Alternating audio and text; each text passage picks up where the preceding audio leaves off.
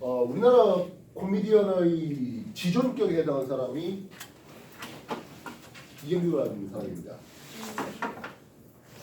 그 사람하고 고등학교 동창으로서 뭐 유명한 사람이 뭐 사람 이름 잘 모르겠는데 메가스터디라는 회사 아시죠? 아 네. 그걸 세운 사람이에요. 아.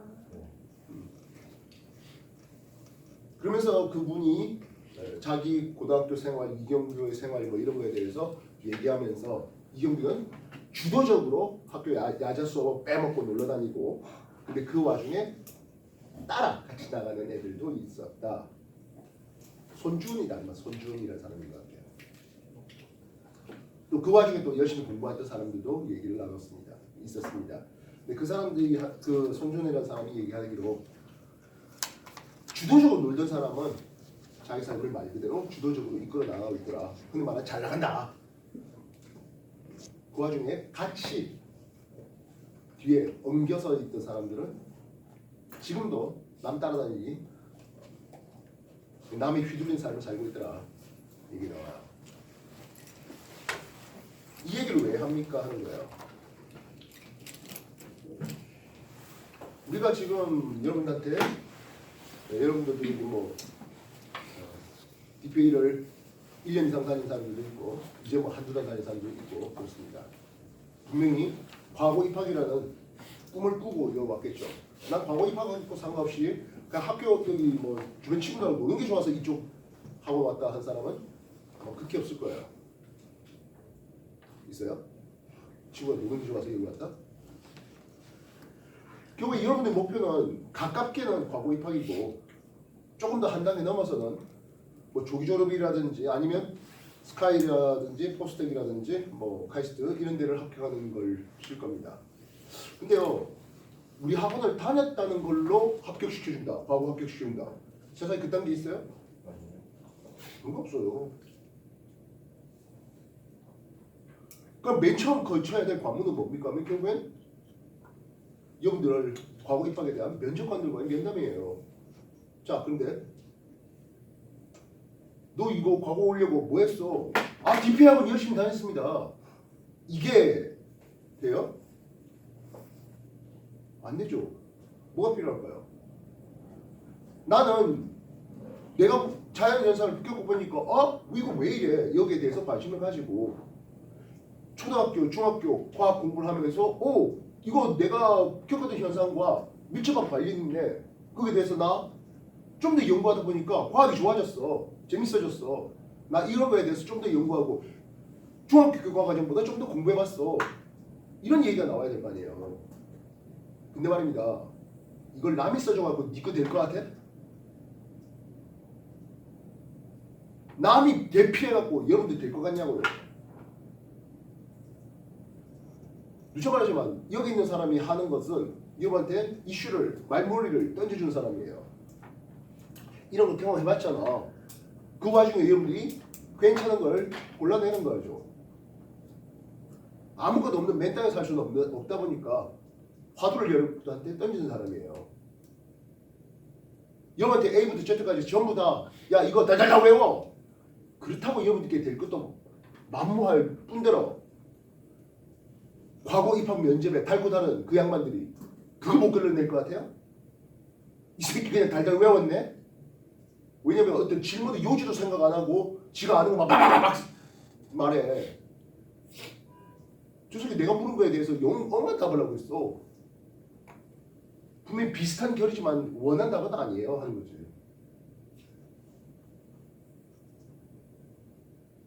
주도적으로 공부하시기 바랍니다. 그 누구도 여러분 공부를 대신해 줄 사람은 없어요. 그리고 혹여 그렇게 우연찮게 합격이 된다 한들 그 정도 공부량으로 또는 그 정도 적극성으로 과거를 무사히, 여기서 말하는 무사히라는 것은 대입까지를 얘기합니다. 그렇게 될 것 같아요? 과거 갔는데 기껏 이나대밖에 못 갔어. 이런 결과 여러분들과 아니라고 장담할 수 있을까요?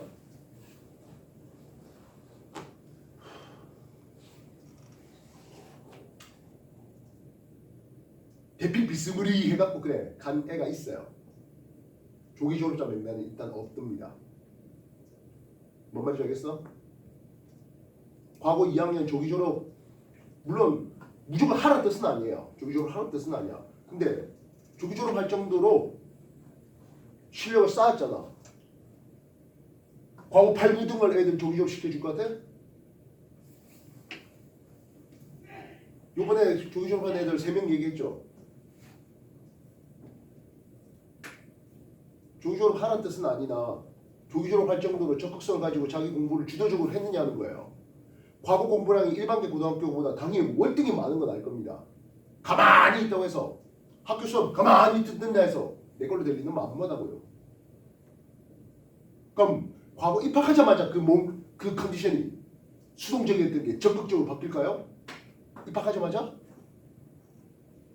사람 본성 쉽게 안 바뀌어요. 그럼 억지로라도 지금 여러분들이 그런 마인드가 아직 안 됐으면 이제라도 바꿔야죠. 내가 먼저 찾아보고 요즘 인터넷이 얼마나 좋습니까? 맨날 나 때는 말이야 이렇게 해서 미안하지만 쌤 시절에는 기껏 한 달에 한 번 나오는 과학자 피책을 통해서 좀 더 새로운 지식들을 왜냐면 백과사전 이런 거에서 얻을 수 없는 새로운 지식들을 그때 겨우겨우 리프레시했습니다. 근데 지금은 여러분이 글자 몇 개 치어넣는 순간 여러분들이 지식을 수십 배, 수백 배 활용할 수 있는 고등학교 내용, 대학교 내용, 심지어 훨씬 더 전문적인 내용까지 얼마든지 볼 수 있잖아요. 물론 영어가 돼야 됩니다. 보통 훨씬 더 고급의 논문들은 영어로 써져 있으니까요. 근데 여러분들 영어 논문 좀 부담스러울 거라 생각됩니다만은 영어 논문에서 어려운 건 용어가 어렵지 문법은 정말 간단해요. 일렉트론 that 저전자가 누구한테 건지 그럼 문법적인 면은 너무 간단해요. 영문법 보면 뭐 슈드 해봐 이렇게 나온 그런 거 논문에는 없어요. 용어가 어려울 뿐이고 그리고 과학 용어들을 보시면 예전에도 얘기했지만 서멀 다이나믹, 열, 역학 이런 식으로 들어가는 거예요. 끊어 읽으면 되는 거예요.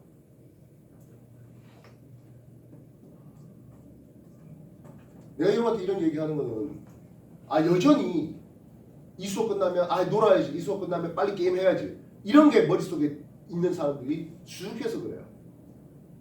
물론 게임을 한다든지 해서 조금 리프레시 시킬 수 있겠지만 그게 주가 되는 새끼들이 여기 많어. 이뿐만 아니라 여기뿐만 아니라 송도도 그렇고 저 상동도 그렇고 청라도 그래요. 니네 목표한 바가 뭔지를 해야 될 거 아니야. 일부 학생들은 그런 소리 해. 선생님 내가 이 학원에 내는 돈이 얼만데 그런 것들 다 해줘야 되는 거 아니야. 그게 말이 반대예요. 니들이 내는 돈이 얼만데 그딴 식으로 공부해가지고 불합격하면 그 돈 안 아깝냐고 그 시간 안 아깝냐고.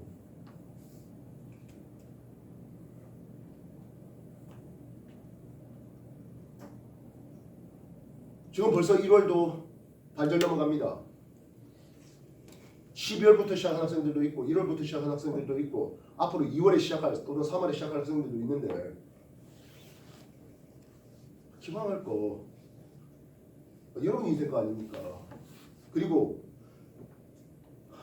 작년에도 얘기했지만 과거 합격한 학생들과 스카이 서울대 연대고대까지 합해가지고 합격한 학생들을 1년 동안 비교해보면 희소성이랄까? 적은 거는 과거 합격생들입니다. 그만큼 쉽지 않은 타이틀이에요. 그런 쉽지 않은 타이틀을 노리기 위해서 전국에 몇 대 몇의 경쟁률을 하든지 또는 여기 여러분 대부분 노리는 게 이제 진산과구하고 인천과구일 텐데 과연 몇 대 몇으로 노리는지 생각해 보시는 거예요. 가만히 이 학원에 앉아 있다가 합격했네 합격되겠네 그럴 행운은 별로 없어요. 그리고 그렇게 우연찮게 내신 잘 보고 생기부등가 잘 써줬고 자소서 내가 순간 기치를 발휘해가지고 합격했다 하더라도 그 뒷얘기들은 그런 마인드로는 그렇다고 화려한 플래카드 걸리는 사람들아 그런 행운은 여러분한테 안 와요.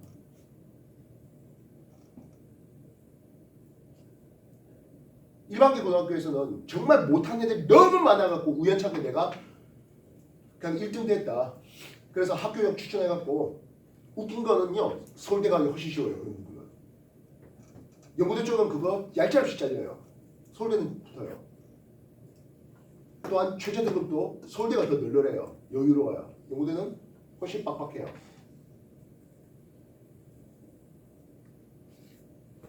아까 말했던 그런 학교제 추천, 뭐 지역인재 추천, 뭐 이런 것들 서울대는 많아요.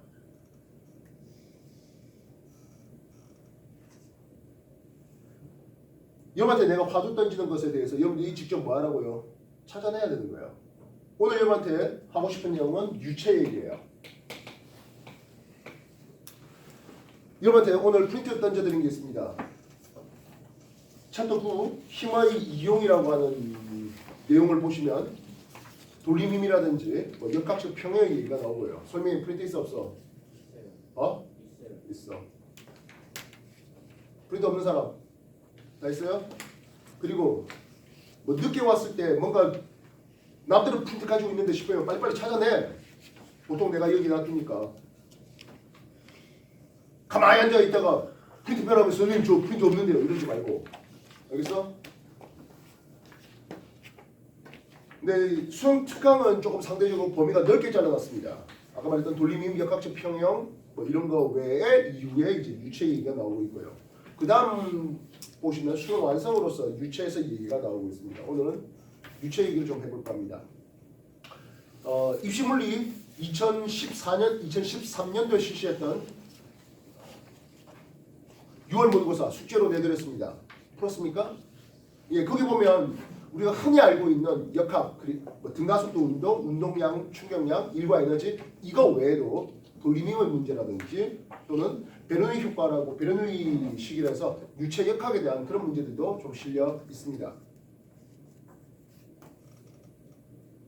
이거 못미 하는 사람이 있을 것 같아서 좀 소개를 하는데요. 유체, 뭐 기체하고 액체들이 주로 유체를 담당하고 있죠. 유체가 내는 압력이 있을 것 같네요. 기본적으로 우리가 압력이라는 용어를 쓸 때는 단위 면적을 눌러주는 힘으로 표시됩니다. 단위 뭐죠? 힘의 단위가 뉴턴 되겠죠? 면적이 다니까 제곱미터가 됩니다. 1제곱미터당 1뉴턴 힘으로 누르는 이 압력을 뭐라 할까요? 어디선가 한번 해준 적이 있을 것 같은데요.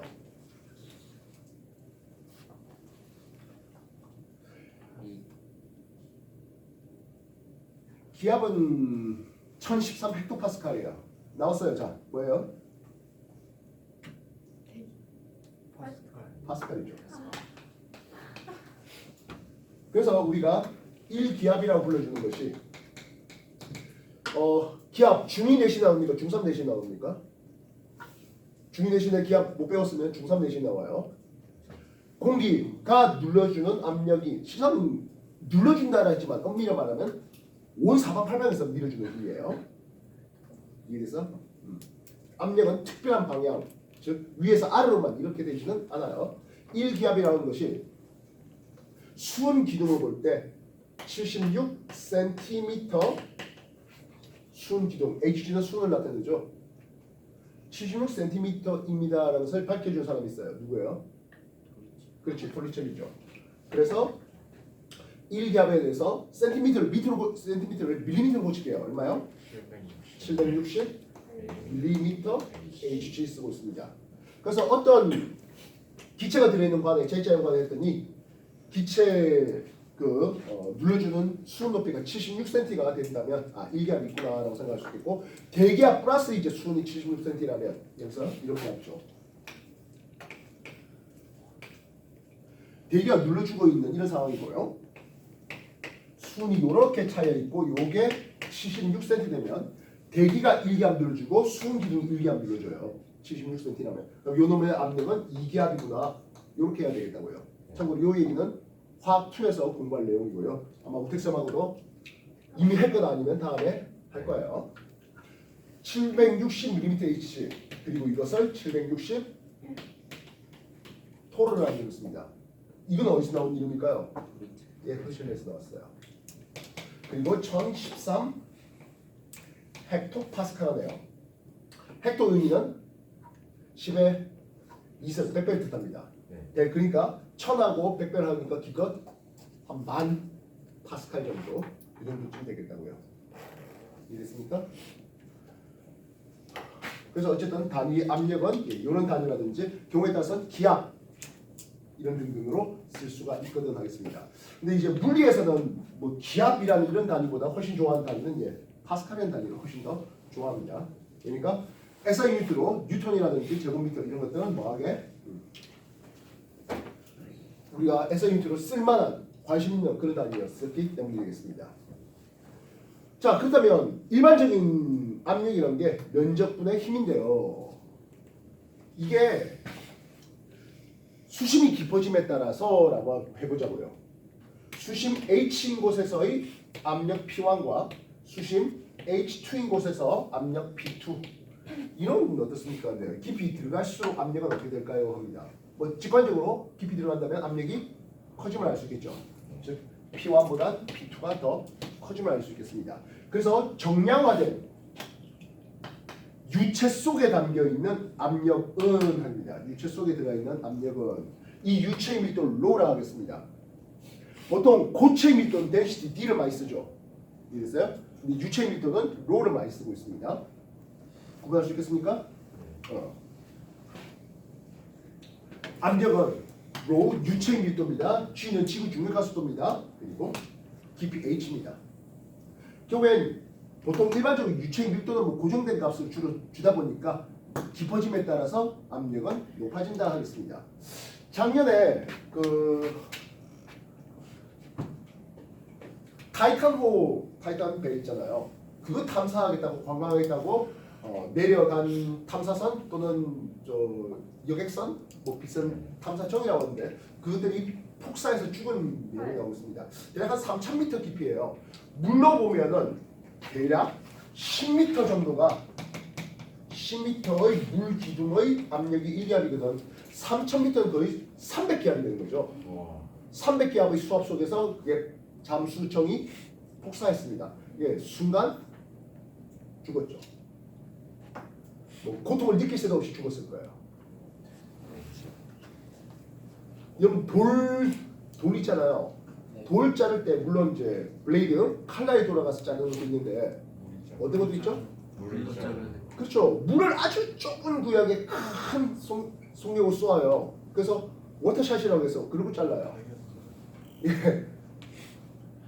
그 정도가 찍 들어오면 순간 죽죠. 시체를 찾을 수 있는 방법도 없을 거죠. 그 상황에서. 그리고 심해에도 여러 생물들이 사는데 굉장히 오래간만에 유기물 파티가 되겠죠. 그래서 깊이 내려갈수록 마다 압력이 높아지겠다 하는 것을 듣겠습니다. 정리해 주십시오. 책이 다 있어요. 책이 간다. 오늘 나중에 볼 때 다 있어요. 유체 쪽이다 보니까 두 번째 프린트에 있는 수능 완성 쪽의 얘기를 먼저 펴면 좀 더 좋지 않을까 싶습니다.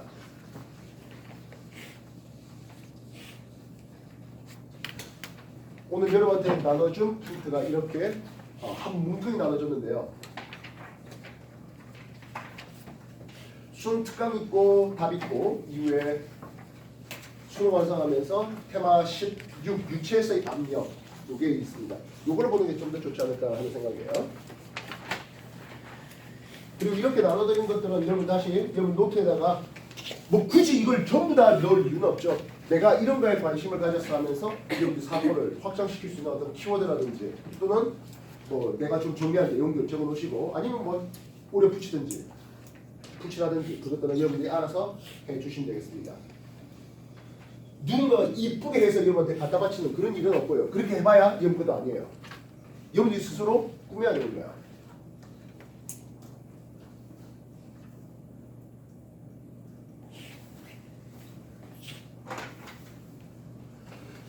유체 속에서 이 깊이에 따른 압력 차이가 있잖아요.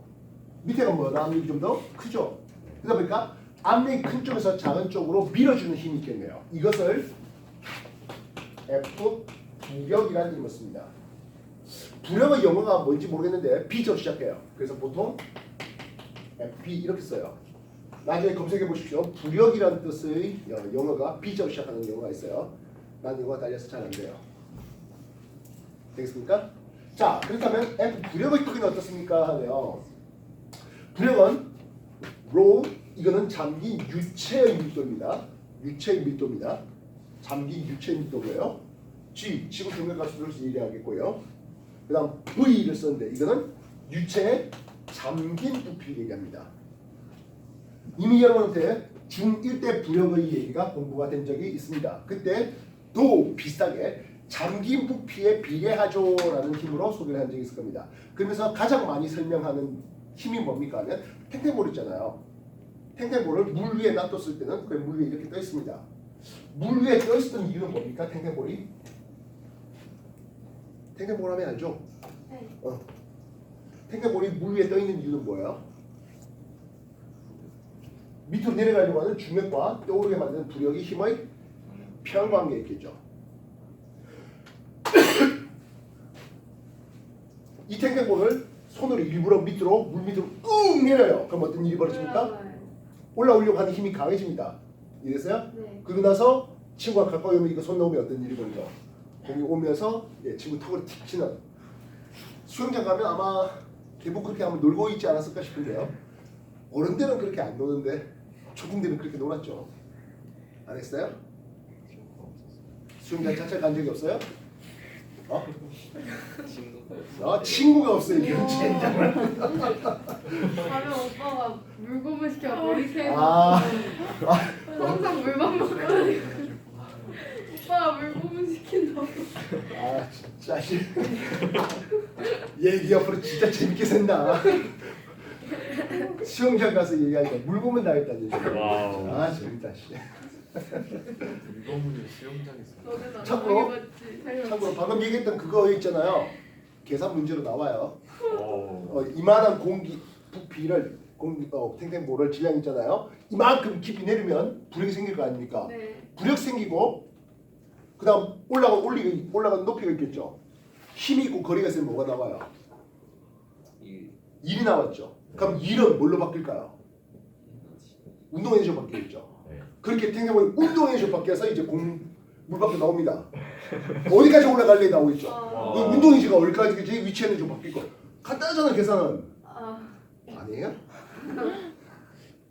나만 계산 그런 거야? 참고로 세피드는 여러분들 가지고 있는 문제 있어요. 여기 나와요. 세피드 3회편에 나와요. 없으면 창의파트에 있든지 아니면 OF 책은 혹시 들어본 적 있어요? 4F는 투 과목의 얘기들이 주로 있어요. 4F는 뭐 물투, 화투, 생투, 지투 얘기가 좀 있고 OF 책, OF가 있다는 거 알아요? OF까지. 네. OF는 이제 뭐 경신의 문제라든지 이런 것도 있어요. 참고로 문화생지 OF 책은 나하고 우택생이 가지고 있던 걸로 있고 스캔 떠놓은 것도 있고 해요. 왜요? 아우 또 뭐야? 너무 재밌을 것 같아요. 나눠줄 것 같아서 걱정돼요? 아유 좋죠. 거짓. 자신마저 속여버려. 완전 진실. 뭐? 5천원만 나눠줄게요. 와.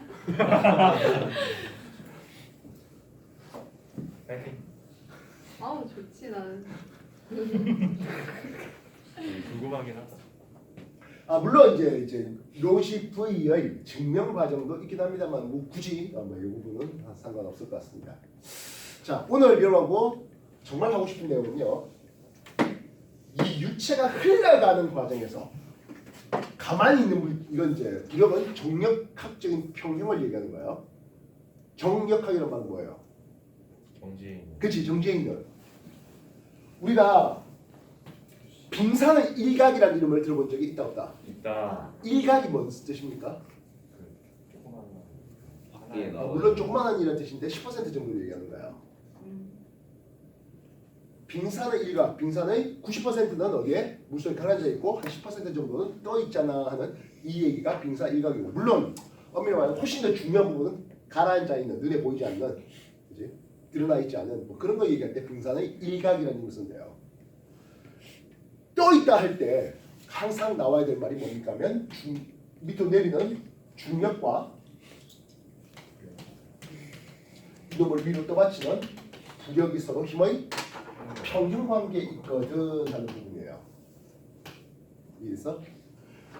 그래서 90% 가라앉아 있고 10%가 떠 있기 때문에 얼음의 밀도는 물의 밀도의 약 0.9 정도 됩니다. 그러면 밀도가 0.1인 스티로폼을 물에 던지면 가라앉아 있는 부분은 10%, 떠 있는 부분은 90% 될 거라는 얘기예요. 이해했어? 이거 증명해봐. 얼음의 밀도가 물의 밀도의 90%임을 중력과 부력과의 관계를 통해서 증명해봐. 가만히 있으면 뭐합니까? 뭔가 써봐야 될 거 아닙니까? 중력이라봐야 뭔데? mg밖에 더 이해? 중력은 mg가 될 것이겠고 네. 부력은 이렇게 쓸 거 아니야.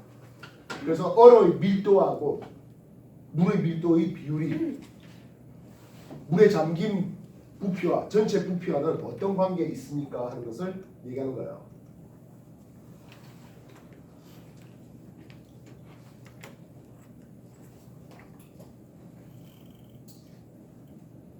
써봐야 뭔가 그렇잖아요. 머릿속에 앵앵거리면 안 나와.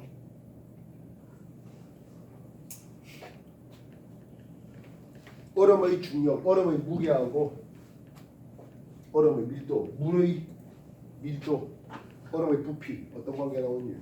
그래서 왜 빙산이 일각이 되는지.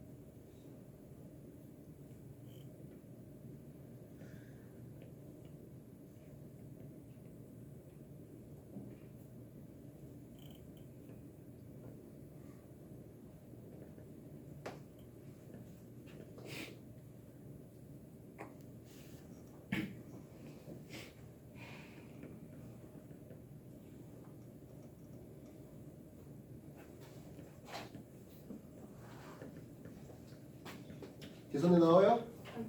안 나와? 물이 자, 우리가 밀도에 있는 뭐예요? 부피분의 질량 아니겠습니까? 네. 결국엔 질량 m이라는 것은 밀도 곱하기 부피. 부피잖아요. 네. 이 질량 m은 당연히 얼음의 질량 아니겠습니까? 네. 이 얼음의 질량은 얼음의 밀도와 얼음의 부피가 되겠지. 네. 얼음 전체의 부피가 되겠지. 그게 중력가수 될 거 아니야. 네. 이게 뭐와 같다고? 유체 속에 잠긴 물체가 받는 부력과 같다고요. 로우, 이거는 물의 밀도가 되겠죠. density, 이거는 얼음의 밀도고요. 보통 고체의 밀도는 D를 많이 쓰고 유체의 밀도는 로우를 많이 쓴다 했습니다. G 그리고 V, 이건 잠긴 부피, 요 잠긴 부피예요. 전체 부피가 아니라. 결국엔 GG는 필요 없죠. 그래서 V, 전체 부피에 대한 V, 잠긴 부피의 비율은 합니다. 이거는 로, 물의 밀도에 대한 density, 얼음의 밀도. 그래서 잠긴 부피가 90% 된다는 것은 고체 얼음의 밀도가 액체 물의 밀도의 얼마 정도? 90% 정도, 0.9 정도 되잖아 하는 내용을 소개하는 겁니다. 뭐 별거 없죠. 원래 어제 수업은 이렇게 하면서 이제 베르누이 얘기 넘어가려고 했는데 상대 수업하다 보니까 이 유체의 밀도에 대해서 이제 소개하면서 이 유체의 밀도가 높아지는 방법, 낮아지는 방법에 대해서 소개를 한번 해본 적이 있습니다. 얼음이 이렇게 있었더래요. 이걸 좀 더 잠기게 하고 싶습니다. 좀 더 높게 띄우게 하고 싶습니다. 어떤 방법들이 있습니까 하네요. 얼음 자체가 갑자기 질량의 밀도가 바뀔 건 아니겠죠. 유체의 밀도가 바뀌어야 될 거 아니에요. 그래서 이 물 유체의 밀도를 높이는 방법 어떤 거 있을까요? 그치, 소금물로 만드는 방법이 있을 것 같습니다. 농도를 조금 더 넣으면서 이해됐어요? 그러면 이게 올라가겠죠. 뜨기 쉽다는 거예요. 그래서 맹물, 즉 강물에서 내가 떠 있는 것보다는 바닷물에서 떠 있기가 좀 더 유리하잖아 하는 내용이에요. 물론 파도치는 그런 것들을 고려하지 않은 상태에서 말입니다. 세상에는 정말 짠물이 있네요. 사의 물입니다. 사의 바닷물은 염화나트륨 소금이 염화나트륨 수소 소금이라고 생각한다면 염화나트륨의 포화순액입니다. 왜 포화순액이라고 얘기할까요? 넣을 수 있는 만큼. 예, 넣을 수 있는 만큼 넣었다. 근데 그거를 더 넣어서 녹일 수도 있는데 아직 소금 더 넣은 사람이 없잖아. 이렇게 얘기할 수 있잖아요. 안 그래요? 소금이 가라앉아 있어. 예. 소금 결정이 주변에 있어요. 소금 결정이 주변에 있어요. 그걸 나중에 동적 평상태 화학원을 공부하면 후반부에 나오는 내용이에요. 소금 결정이 있다는 것은 녹고 용에 다시 고체로 성취되는 그런 과정이 동적 평상태에 있는 왔다 갔다 하는 상태예요. 그래서 소금의 포화용이에요. 우스갯소리로 학생들이 수학, 산수 이걸 포기하게 만드는 게 초등학교 때 소금물 농도가 저쪽으로 하는 거래요. 근데 거기서 좀 오류가 있는 것 같아요. 30% 소금물 이 용어를 들어본 적이 있다 없다? 있다. 그럼 30% 소금물 만들 수 있다 없다? 이 없다입니다. 소금 염화나트륨으로만 따진다면 여러분들 용해도 배웠잖아요. 용해도 배웠죠. 염화나트륨의 용해도는 온도에 따라서 그렇게 큰 변화가 없었는데요. 한 30도씨 정도 했을 때 염화나트륨의 포화수용액의 이게 한 35, 36? 그 정도쯤 돼요. 한 35라고 합시다. 온도에 따라서 큰 변화가 없습니다. 그러면 이 부분의 농도는 하겠습니다. 농도 어떻게 계산될까? 용해도가 물 100g 당이거든요. 용매 100g에다가 용질 35g 들어있지 용질의 양 35 곱하기 1빵빵 요게 퍼센트 농도예요. 20몇 퍼센트밖에 안 돼요. 30% 소금으로 만들 수 없어요. 뭐 어쨌든 그거는 놔두고 예, 소금을 더 넣는 방법이 있을 것 같네요. 그러면 농도가 높아지면서 이게 좀 더 쉽게 떠오르게 만들 수 있을 겁니다. 뭐 그래서 중2 때 내신하면서 좀 오래된 달걀이 있고 신선 달걀인데 소금 넣다 보니까 누구부터 먼저 떠오르더라? 오래된 달걀이 먼저 떠오르더라. 그치? 네. 기억나요? 이게 이제 부력과의 관계. 우리가 흔히 밀도를 이용해서 오래된 달걀과 신선 달걀을 이제 비교한다 했는데 오래된 달걀이라는 것은 전체 밀도가 뭐 하기 때문에 작기 때문에 이해됐어? 오래된 달걀은 전체 밀도가 작기 때문에 소금의 농도가 높아짐에 따라서 이제 쉽게 떠오를 수 있잖아 하는 내용입니다. 뜨고 가라앉고는 이제 밀도 차이를 이용해서 이제 비교될 수 있는 부분이죠. 자, 그러면 다시 이 얼음을 가라앉히고 싶어요. 어떻게 해야 될까요? 기름을 부어요? 기름은 물 위에 이렇게 될 텐데 아 그러면 친수성에 뭔가를 섞어서 밀도가 작고 물하고 잘 섞이면 뭐 있을까요? 어제 상동 애들하고 얘기했던 부분이 에탄올 섞는 과정이에요. 아 에탄올이요? 술 붓는 과정이죠. 이해됐어? 맛있겠다. 예, 그렇죠. 맛있어요. 정상이 알고 있어요. 그죠? 예. 나는 뭐 이제 소주를 참 즐겨 먹습니다. 예, 싸고 잘 취해서 그렇습니다. 근데 왜요? 너도 그래? 아니요. 누가 미투한 것 같은데 아닌가? 아이 저희 때문에 혹시 스트레스 받으셔서. 에이 맞아요. 당연한 나 이 DPA 하고 나서 다른 학원에서 내가 이틀에 한 번 정도 밤에 술 먹었다면 DPA 왜 학원에서는 마시지? 한 달에 한 번 정도 빼고 다 마셔요. 거. 참. 이게 말잘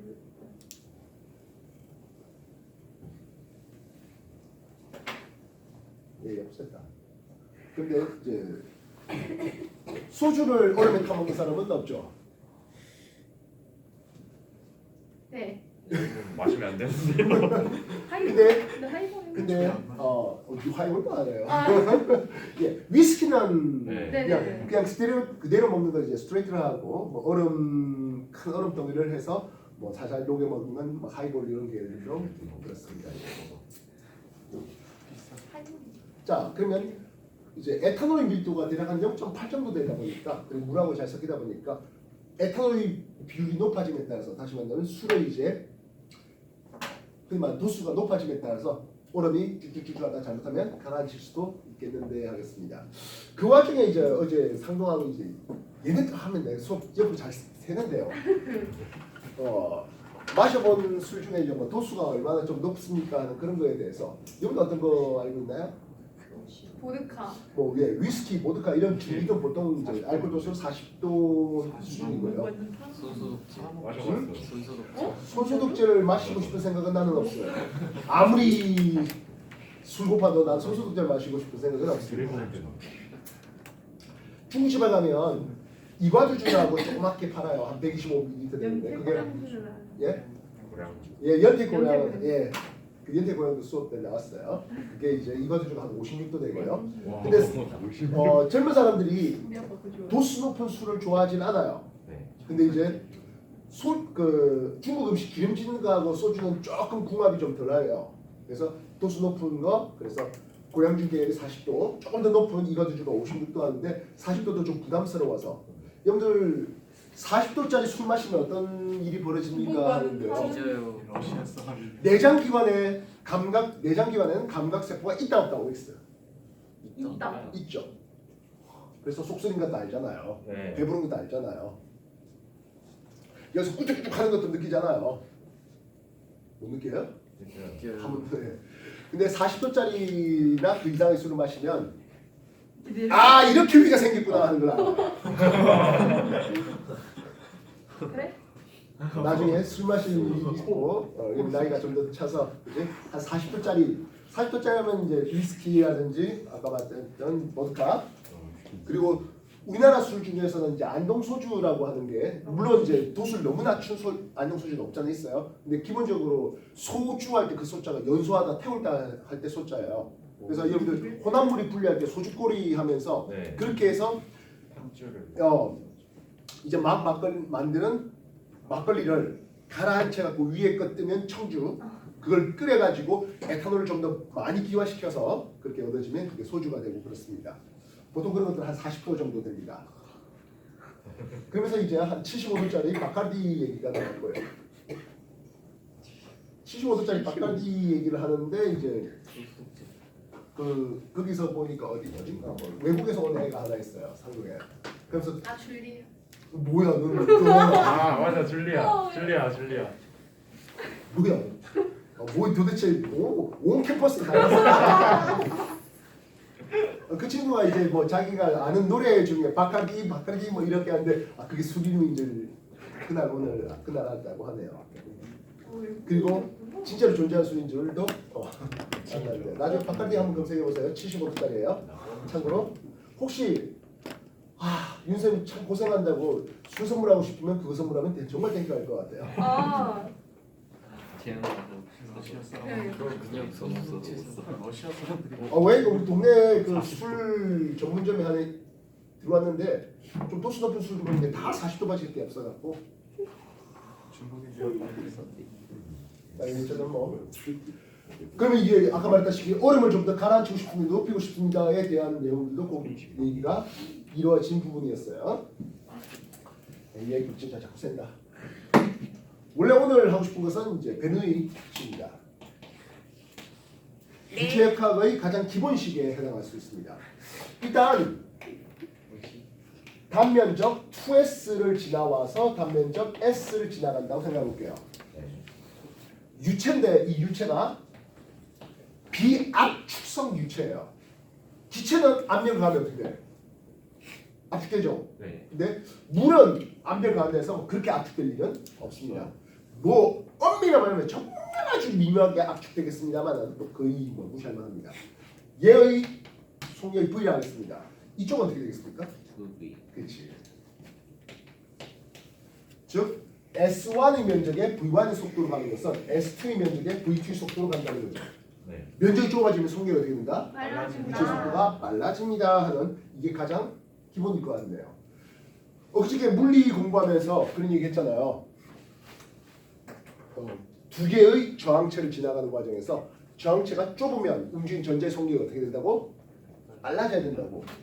이걸 우리가 생명과학에도 이용해 본 적이 있었습니다. 뭐였습니까? 생명과학에도 이 얘기가 나왔습니다. 뭐였습니까? 어? 아, 3투? 아, 무슨 3투야? 아, 영중이 예시에 쳤던 거예요. 혈관. 그렇지, 혈관이죠. 모세가 총단 면적이 넓으니까 혈류 속도가 느리잖아요. 거잖아. 그러니까 이런 얘기들이 어딘가에 다 링크된다니까. 뭘 오야 이게. 그래서 면접관이 그런 얘기하다가 네가 베르니 얘기하다가 그거 생명과학에도 이런 거지. 근데 너 어떻게 알아? 이런 거 하면 뭐 그런 게 어디 있어요? 이래 버리면 안 되잖아. 연습. 오. 대박. 면접관한테 그러면. 자, 그러면 이 상태에서 뭐 이런 식으로 관을 좀 올려보자 하겠다고요. 여러분 책에 있는 오늘 나눠준 프린트의 그림 이런 그림일 것 같습니다. 그러면서 베르노이식이 어떤 관계식을 봅니까 하면 P 플러스 압력입니다.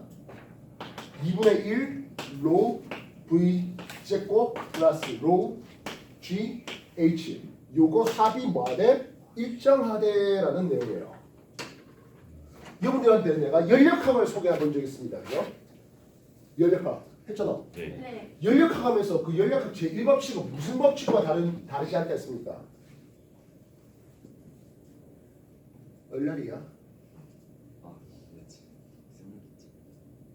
연력학 소개했잖아. 네. 연력학 소개하면서 연력학 제1법칙 아. 연력 Q는 델타 U 플러스 워크하고 이러면서 이게 결국에 무슨 법칙하고 똑같대? 에너지 소용. 에너지 법칙이에요. 3000줄의 열에너지 집어넣었더니 내부 에너지가 2000줄 증가했으면 기체가 외부로 1000줄만큼 일을 했지 하는 이제 에너지 원론 법칙이에요. 일과 에너지를 보는 거예요. 근데 베르노이식도 역시 그것과 다르지 않은데요. 예를 들어서 이렇게 한번 해볼게요. 여기 질량체 M자리가 V 속력을 달리는데 이때 키네틱 에너지가 100J를 할게요. 그리고 가지고 있던 EP, 포텐셜 에너지가 있어요. 200J를 할게요. 됐습니까? 네. 여기다 내가 뭔가 일을 한번 해줬네. 물체가 움직이는 과정에 내가 일을 해줬네. 그지? 일을 줄 수 있는 거잖아. 네. 이 일은 어떻게 표현될 수 있습니까 하면 힘을 주고 이동한 거리가 있으면 일이 나오죠. 네. W FS 많이 봤던 거잖아. 네. 중3 내신에 나와야 되는 내용이기도 하고 그리고 우리가 물리원을 이루는 물리원은 양대, 2대, 양대 법칙하면 운동량과 충격과의 관계가 하나 있겠고 나머지 일과 에너지의 관계가 있어요. 어떤 물체에 내가 일을 해주면 그 물체에 무엇이 증가됩니까? 열 에너지가 증가되든 운동 에너지가 증가되든 탄성 에너지가 증가되든 중력 위치 에너지가 증가되든 하다못해 전기 에너지가 발생하든 등등등으로 에너지가 변화된다라고 했는데요. 이 상태에서 나중에 보니까 M자리가 2V 속력이 됐대. 그러면 이건 EK 운동 에너지는 어떻게 됐을까? M자리가 V이면 100줄이야. M자리가 2V래. 얼마야? 3줄. 그리고 EP, 포텐셜 에너지가 150줄로 올라갔대. 역학 에너지가 증가했어. 왜 그랬을까? 얘가 가지고 있던 처음의 에너지가 얼마예요? 처음의 에너지가 300줄이었는데 나중에 보니까 얼마로 됐다? 550. 550이 됐다. 그지? 내가 해준 일 크기는 얼마다? 아니 뭐라는 거야? 250. 얘 250주만큼 일을 하다 보니까 처음 가지고 있던 에너지에 1이 더 들어갔으니까 나중 에너지가 이만큼이죠라는 내용을 쓰는 거죠. 간단한 거잖아. 네. 안 그래요? 이 얘기는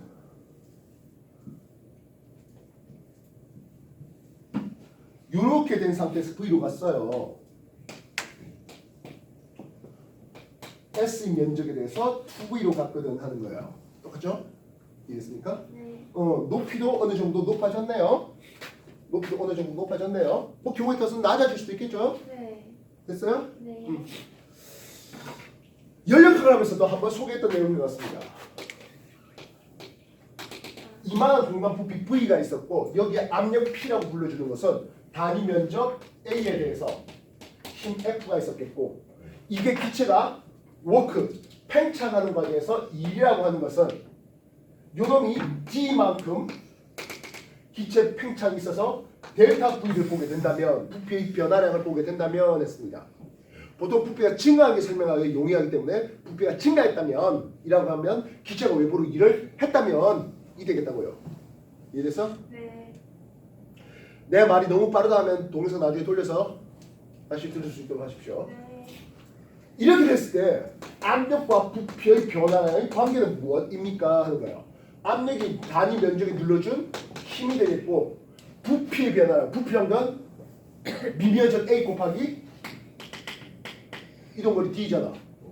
되겠어? 그래서